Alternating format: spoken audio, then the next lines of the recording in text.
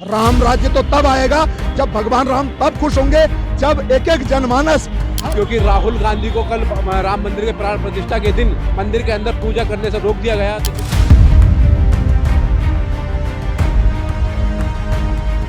लेकिन ये बहुत बड़ी दुर्भाग्य वाली बात है कि श्री राहुल गांधी जी को मंदिर जाने के लिए रोका गया।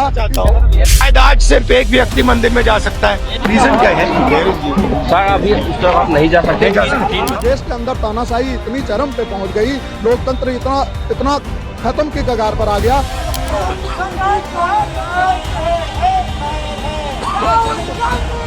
मर्यादा पुरुषोत्तम राम थे, वो राम राज्य चाहते थे, वो हर गरीब व्यक्ति के थाली में भोजन चाहते थे।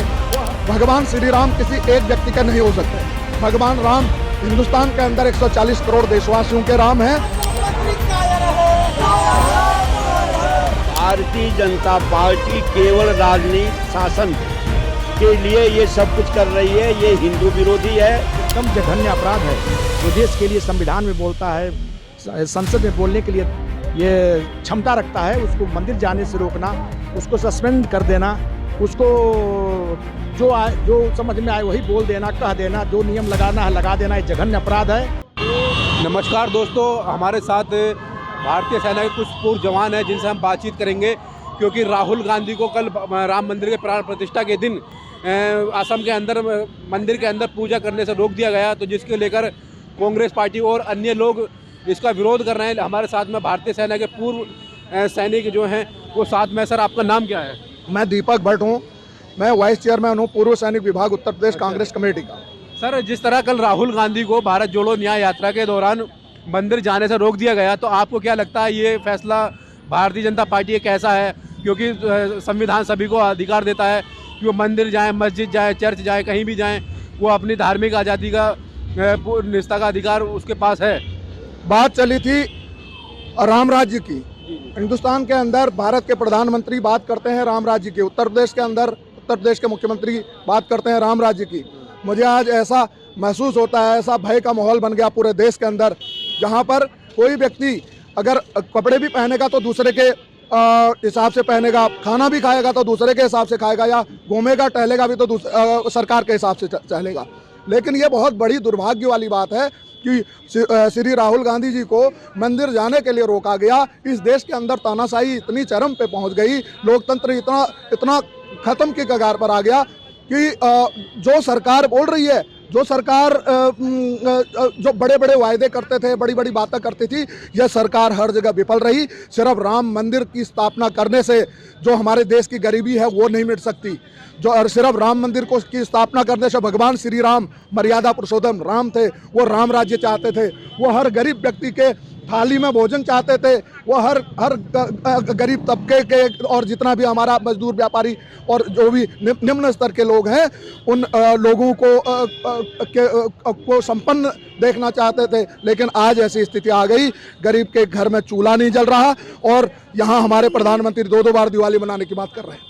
जिस तरह राहुल गांधी भारत जोड़ो न्याय यात्रा के दौरान असम के अंदर जो यात्रा निकाले थे, तो उसके दौरान उनकी यात्रा पर हमले होते हैं बार बार, और उनके सामने जय श्री राम के नारे लगाए जाते हैं। अक्सर पहले देखा होगा आपने कि सिर्फ मुसलमानों को देखकर नारे लगाए जाते थे, लेकिन अब कांग्रेस के बड़े नेताओं को भी देखकर ऐसे नारे लगाए जा रहे हैं। तो क्या कांग्रेस के नेता हिंदू विरोधी हैं? देखिए, कांग्रेस के अंदर बहुत सारे ऐसे लीडर हैं, बहुत सारे ऐसे लोग हैं जो सनातन को बहुत मानते हैं, उसमें से मैं भी एक हूँ। भगवान श्री राम किसी एक व्यक्ति का नहीं हो सकते हैं। भगवान राम हिंदुस्तान के अंदर 140 करोड़ देशवासियों के राम हैं, या एक भगवा जो ये आ गए हैं भगवाधारी वाले जो लोग नारे लगाते हैं, मैं इस बात का खंडन करता हूं कि ऐसे नारे नहीं लगाने चाहिए। भगवान श्री राम पूरे हिंदुस्तान के 140 करोड़ देशवासियों के राम हैं। और रही बात राहुल गांधी जी को मंदिर में जाने की, तो जो आसाम के मुख्यमंत्री हैं हेमंत बिस्वा शर्मा, वो एक ऐसे व्यक्ति हैं जो भ्रष्टाचार में लिप्त हैं और जो कि कांग्रेस में पहले रहे, लेकिन वो भ्रष्टाचार से लिप्त थे। जब उन पर ईडी का शिकंजा कसा गया तो उन्होंने भारतीय जनता पार्टी का साथ पकड़ा, और आज उन्होंने ही जो कांग्रेस के बनाए हुए नेता थे, उन्होंने राहुल गांधी जी को असम में चलने से रोकने का प्रयास किया। लेकिन राहुल गांधी बहुत मजबूत व्यक्ति हैं। राहुल गांधी निडर व्यक्ति हैं, वो फिर इस यात्रा को जारी रखेंगे। पूरे हिंदुस्तान के अंदर उन्होंने कन्याकुमारी से लेकर जम्मू कश्मीर श्रीनगर तक यात्रा करी थी। उसी दिशा में यह न्याय यात्रा जो है मणिपुर से लेकर के बॉम्बे तक ये न्याय यात्रा आ रही है। उसमें ये आगे के पूरे हिंदुस्तान का भविष्य यह न्याय यात्रा तय करेगी। जिस तरह आप भारतीय सेना के पूर्व जवान हैं, लेकिन मोदी सरकार एक अग्निवीर योजना लेकर आई है, तो क्या लगता है सैनिकों का समर्थन कांग्रेस पार्टी को या इंडिया गठबंधन को मिलेगा? यह अग्निवीर जो ये स्कीम थी, ये भारतीय सेना में आज़ाद भारत में पहली बार ऐसी योजना सेना के पर लाई गई, जो एक विफल योजना है। इस योजना का कोई महत्व नहीं है। 4 साल के अंदर किसी सैनिक को ट्रेनिंग देने के बाद उसको हथियार चलाना सिखाएंगे, उसको अनुशासन सिखाएंगे, उसको इस देश के लिए देश प्रेम जगाएंगे, और उसके बाद 4 साल के बाद उसको ट्रेन सोल्जर होने के बाद उसको इस पब्लिक के बीच में छोड़ देंगे। तो जब इस पब्लिक के बीच में उसको छोड़ा जाएगा, वो देश के लिए बहुत बड़ा खतरा हो सकता है। क्योंकि जब एक इस टाइप के लोग, जो पाकिस्तान से भी एक महिला भारत आई थी सीमा हैदर के रूप में, जब वो नेपाल के रास्ते अनपढ़ औरत जो है 5-5 बच्चों को अपने साथ में ला करके हिंदुस्तान आ गई, यहाँ की सुरक्षा एजेंसियाँ बिल्कुल उसको पकड़ नहीं पाई। तो जब एक ट्रेन सोल्जर को अगर इस पब्लिक के भीड़ में छोड़ेंगे, तो लालच बस इस देश के लिए खतरा बन सकता है। ये बहुत भयंकर खतरा बन सकता है। वो पाकिस्तान से भी मिल सकता है, वो चाइना से भी अपनी सीमाओं के बारे में भी ये चीज़ हमारी सुरक्षा के लिए बहुत खतरा हो सकता है। और दूसरी बात कि 4 साल के अंदर उसको हम लोग ने तो शहीद का दर्जा दे रहे हैं। अभी एक जम्मू श्रीनगर में ने पंजाब में एक बॉडी आई थी, उसको एम्बुलेंस में ला करके अग्निवीर की उसको वहाँ पर अंतिम संस्कार कर दिया गया। उसको तिरंगा भी नहीं नसीब हुआ। जो इस देश के लिए मर रहा, उसको तिरंगा मिलना चाहिए, उसको सारी सुविधाएं मिलनी चाहिए। उसको उसकी नौकरी जो कलर सर्विस होती है 16 साल की, 18 साल की, 15 साल की, वो कलर सर्विस उसको मिलनी चाहिए। मेडिकल की व्यवस्थाएं उसको मिलनी चाहिए। जिस दिन से जब कांग्रेस की सरकार हुआ करती थी, तो कांग्रेस की सरकार जिस दिन कोई भी सैनिक फौज में भर्ती होता था, उस दिन से वो ट्रेनिंग के अंदर भी डिसेबल हो जाता था, तो उसको डिसेबिलिटी पेंशन मिलती थी। और आज इस सरकार ने अगर कोई डिसेबल हो जाएगा, हाथ पैर टूट गया, तो उसको उसके हाल पर छोड़ दिया जाएगा। सैनिकों के लिए सरकार सैनिक विरोधी सरकार रही है। सर, क्या नाम है आपका? सुभाष मिश्र है, मैं वाइस चेयरमैन हूँ पूर्व सैनिक विभाग का।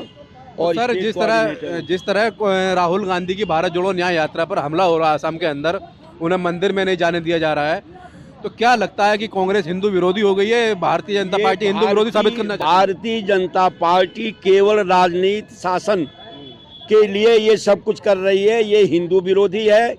हिंदू को आपस में लड़ाने का है, हिंदू मुस्लिम करना, हिंदू सिख करना है। भारतीय जनता पार्टी सनातन धर्म के रास्ते पर चलती और राम के आदर्शों पर चलती, तो आज इस तरह से अन्याय नहीं होता।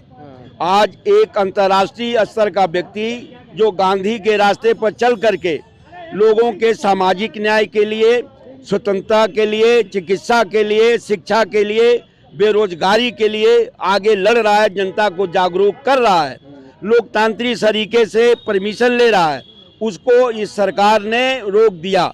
ये तानाशाही की रास्ते पर जा रही है।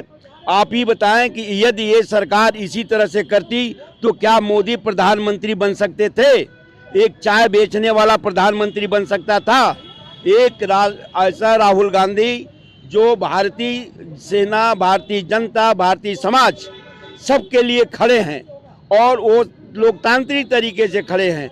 उनको मंदिर में नहीं जाने देना, उनको यात्रा में बाधित करना, उनके बैनर पोस्टर फाड़ना, गाड़ियों पर हमला करना, ये लोकतंत्र विरोधी तानाशाही सरकार है। सर, क्या लगता है राहुल गांधी को जो मंदिर जाने से रोका गया है, सही है गलत है? नहीं, बिल्कुल गलत है। ये हर आदमी का अधिकार है, कहीं भी जा स्वतंत्र है। ये ऐसा नहीं होना चाहिए। तानाशाही है, बिल्कुल तानाशाही है। मंदिर, मस्जिद, गुरुद्वारा जो भी जहाँ जाना चाहता है वो शिक्षा के ऊपर निर्भर करता है। और ये सरकार जो है, भारतीय जनता पार्टी ने मंदिरों के ऊपर अपना पेटेंट करवा लिया है, तो क्या लगता है कि भारतीय जनता पार्टी के लोग ही मंदिर जाएंगे?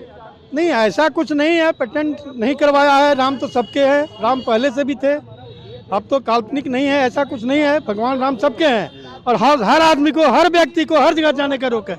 ये पार्टी सिर्फ तानाशाही कर रही है और मंदिर मस्जिद जाने से नहीं रुकना चाहिए। राहुल गांधी को बिल्कुल नहीं रुकना चाहिए, ये अनुचित है।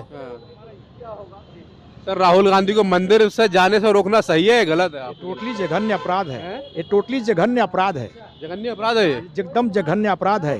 जो देश के लिए संविधान में बोलता है, संसद में बोलने के लिए ये क्षमता रखता है, उसको मंदिर जाने से रोकना, उसको सस्पेंड कर देना, उसको जो समझ में आए वही बोल देना, कह देना, जो नियम लगाना है लगा देना, ये जघन्य अपराध है। और आने वाले भविष्य में ये लोकतंत्र के लिए बहुत बड़ा खतरा है। बहुत बड़ा तरह का एलिगेशन लगाना सबसे खतरनाक है, किसी के ऊपर भी झूठा है। हेमंत बिश्व शर्मा कह रहे हैं कि राहुल गांधी को चुनाव के 2 महीने बाद गिरफ्तार कर लेंगे हम। वो गिरफ्तार कर लेंगे, उनको फांसी चढ़वा देंगे, वो जो भी करना है करें। ये अगर हेमंत बिश्व शर्मा कह रहे हैं तो ये बहुत अच्छा काम कर रहे हैं। भारतीय जनता पार्टी की केवल 6 में पूर्ण बहुमत की सरकार है, बाकी 22 में अन्य दलों की सरकार है। इनके नेता फिर कहीं नहीं जा पाएंगे। 2014 में जब मोदी सरकार आई थी उस समय भी ये चीज़ कही गई थी कि राहुल गांधी को जेल भेज दिया जाएगा, राहुल गांधी करप्ट हैं। लेकिन आज दो बार की सरकार एनडीए की बनी है भारतीय जनता पार्टी की, राहुल गांधी को एक दिन के लिए भी ये जेल नहीं भेज पाए, क्योंकि राहुल गांधी करप्ट इंसान नहीं है। राहुल गांधी एक ईमानदार व्यक्ति हैं, उनकी एक छवि ईमानदार व्यक्ति की है। हाँ, उनका एक है दुर्भाग्य जो मैं मानता हूँ, शायद वो एक राजा के परिवार में, इस देश के बलिदानी परिवार में उनका जन्म हुआ। यही दुर्भाग्य है कि आज राहुल गांधी को इतना नीचा दिखाने के लिए, उनकी छवि को धूमिल करने के लिए पूरी सरकार जो है, पूरा तंत्र लगा हुआ है। पूरा एक नैरेटिव सेट किया गया है कि राहुल गांधी को कितना बदनाम करना है। ये व्हाट्सअप, ये जो यूनिवर्सिटी है जो व्हाट्सअप में ज्ञान बांट रहे हैं पिछले 10 वर्षों से, ये पूरे दिन राहुल गांधी के चुटकुले बनाते हैं। पूरे दिन राहुल गांधी को बदनाम करने के लिए जितना इसमें खर्चा किया जा रहा है, ये इस देश के लिए बहुत बड़ा दुर्भाग्य है। क्योंकि एक व्यक्ति की छवि खराब करने के लिए आप इतना पैसा क्यों लगा रहे हैं? उस व्यक्ति को क्या किस रूप में दिखाना चाहते हैं? ये बहुत ही दुखदाई बात है। हाँ, इसमें मैं बताऊं कि मीडिया का बड़ा रोल है। मीडिया जो है एक बिकी हुई मीडिया बोल सकते हैं। आजकल जो यूट्यूबर जो आप जैसे चैनल हैं वो सच्चाई दिखा रहे हैं। जो मेन न्यूज़ चैनल है वो सब एक ही व्यक्ति को दिखाते हैं कि प्रधानमंत्री ने आज कौन सा कपड़ा पहना है, प्रधानमंत्री आज कौन सी स्टाइल उनकी हो गई, कौन सा नया फोटो आ गया, प्रधानमंत्री आज कहाँ पर हैं, सिर्फ वही दिखाया जा रहा है। इस देश के अंदर भ्रष्टाचार कितना है, महंगाई कितनी है और बेरोजगारी कितनी है, और कितने बेरोजगार जो हैं परेशान होकर सुसाइड कर रहे हैं, उस चीज़ को कहीं नहीं दिखाया जा रहा। सिर्फ एक व्यक्ति को प्रोजेक्ट किया जा रहा है, मोदी मोदी मोदी। मैं बताऊं आपको, क्या भारत के प्रधानमंत्री ने जो राम राज्य की बात उन्होंने करी है, क्या हर घर में आज चूल्हा है? ये लोग बोलते हैं कि हमने गैस के सिलेंडर दे दिए थे। कहाँ आज तक भी लोगों को गैस के सिलेंडर नहीं मिल पाए हैं।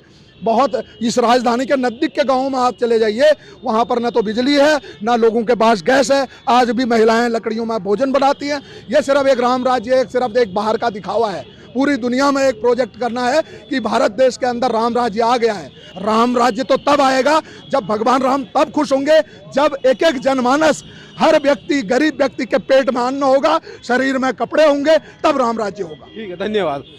तो दोस्तों, देखा आपने, कांग्रेस पार्टी के समर्थन में भारतीय सेना के जवानों ने एक प्रदर्शन किया है।